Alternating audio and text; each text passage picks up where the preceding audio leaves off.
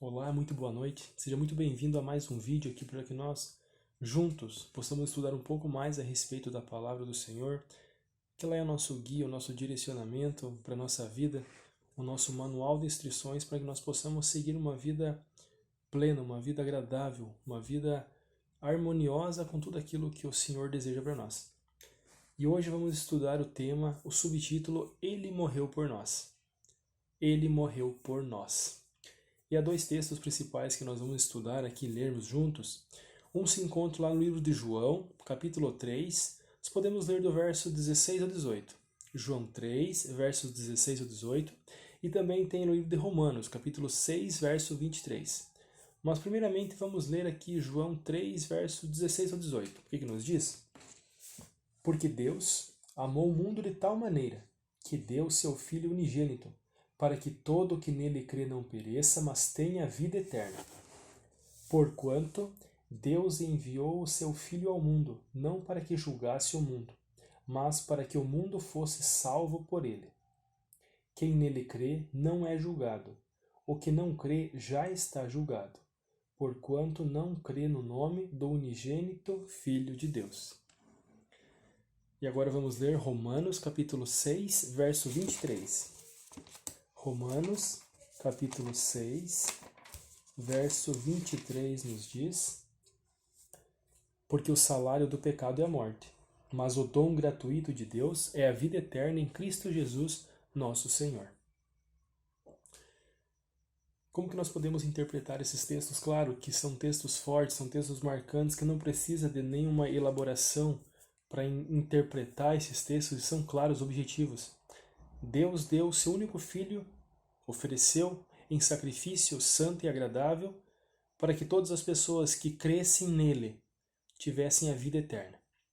Sabemos que aqueles sacrifícios de animais que aconteciam lá no Antigo Testamento, os cordeiros que eram diariamente sacrificados no altar, lá no santuário, lá no tabernáculo, eles tipificavam o Messias, tipificavam a Cristo. Aquelas pessoas que sacrificavam, eles não eram salvos, literalmente salvos ali, por sacrificar o cordeiro, mas eles eram salvos pela fé, que acreditavam que aquele cordeirinho simbolizava o Messias realmente, o Messias que viria no futuro, Jesus Cristo. Deus, ele amou o mundo de uma forma tão grande que nós não podemos compreender. Ele permitiu que o seu Filho, um ser santo, um ser sem pecado, viesse para morrer por seres pecadores que escolhem viver muitas vezes uma vida de pecado durante muito tempo da vida. Muito tempo. Sabemos que algo deveria ser feito. Esse plano da salvação que nós compreendemos aqui, ele é justamente isso.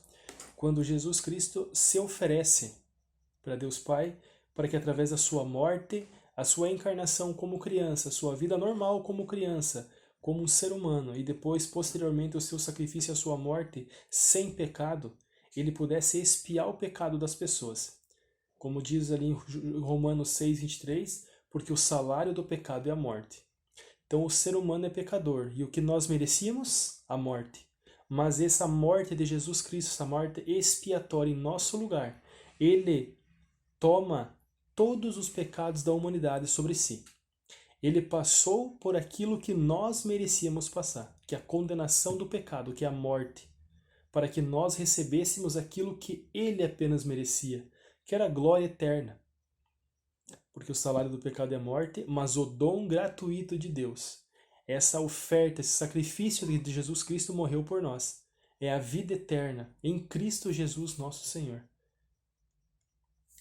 Podemos imaginar que, como diz lá em João, capítulo 1, versos 1 a 3, o Criador de todo o universo, aquele por quais todas as coisas foram feitas, se ofereceu para morrer por mim e por você, pelos nossos familiares, amigos, irmãos e por todas as pessoas que vierem a crer no nome dele, para ter uma salvação, uma vida eterna ao seu lado.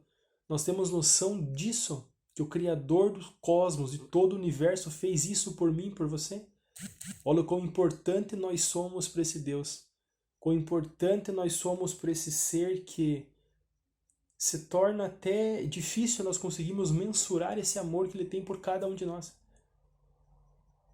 Vamos ler o texto lá, João capítulo 1, versos 1 a 3, nos diz que o Criador de todo o universo, ele morreu por mim, morreu por você, para nos dar a oportunidade de uma vida eterna ao seu lado, nos conceder a graça da vida eterna. João 1, versos 1 a 3, nos diz: No princípio era o Verbo, e o Verbo estava com Deus, e o Verbo era Deus. Ele estava no princípio com Deus. Todas as coisas foram feitas por intermédio dele. E sem ele, nada do que foi feito se fez. E como que nós sabemos que esse verbo se refere a Jesus? Verso 14 agora. E o verbo se fez carne e habitou no meio de nós, cheio de graça e de verdade, e vimos a sua glória, glória como do unigênito do Pai. Qual ser extraordinário, todo-poderoso habitou no meio de nós? Jesus Cristo, quando veio como um bebê, quando nasceu ali da Virgem Maria, Jesus Cristo, o Criador de todo o universo, deu a vida por mim e por você.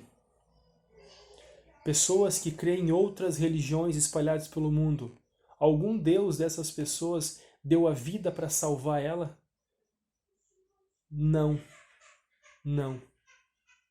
Algum Deus tem tanto amor assim que prefere tomar sobre si o erro das pessoas? Não. O nosso único Deus cristão, Jesus Cristo, é o verdadeiro Deus. E não há outro Deus, como a própria Bíblia fala. Pessoas podem inventar doutrinas, as pessoas têm o livre-arbítrio para escolher seguir os deuses que quiserem. Mas o Deus Criador dos céus, da terra, do mar e de tudo o que neles há, é o nosso Deus Pai, Deus Filho, Jesus Cristo, Deus Espírito Santo. E essa trindade que elaborou o plano perfeito da salvação ama cada um de nós de uma forma que nós não conseguimos compreender, mas que nós possamos retribuir esse amor. Esse é meu desejo, a minha oração. Te desejo uma ótima noite de sono, um bom descanso e que o amor de Deus sempre esteja contigo. E lembre-se, viva em retribuição por esse amor tão grande que Jesus tem por cada um de nós. Em nome de Jesus é o meu desejo. Amém.